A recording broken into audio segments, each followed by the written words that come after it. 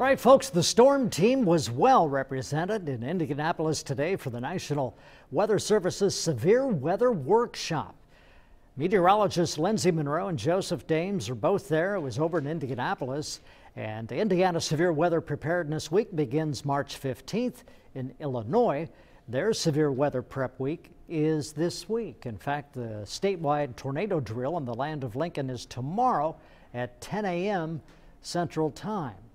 And today's workshop brings meteorologists from all over the state to discuss warnings and ways to possibly alert the public as early as possible with approaching severe weather, which is key because even over the last several years, we've been able to whittle down the time where we believe there could be a tornado or a very severe thunderstorm, and we've been able to alert people in a more timely manner, and that's the goal for the Weather Service, and I'm sure that's what they were talking about today. Well, we don't have any severe weather to talk about today, at least not storm severe weather.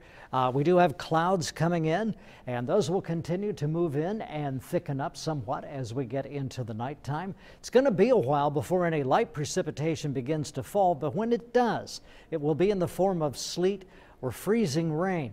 Maybe a combination of the two. And what this means is that there's a layer of somewhat warmer air in the a little farther up in the atmosphere, and so what begins as frozen precip then turns into liquid and falls as rain. Then as soon as it hits something that's colder than freezing, it freezes. And I believe that's what's going to happen with us, at least in some areas tonight. Robinson 32, Linton 36, and Bloomington 37. There's no wind, and so that's a good thing. Sometimes we'll have ice, and then you have a real strong wind, and that's what causes those power lines to snap. But that may not be the case tonight. 35 in Casey, 33 in Terre Haute, 32 in Robinson. That is the wind chill. And so freezing rain and sleet developing overnight tonight. Probably won't be much for several more hours. So you have things to do, you go ahead. 24 degrees for the overnight low, and then some AM freezing rain and sleet. And then it switches over to all rain with a high tomorrow of 42 degrees.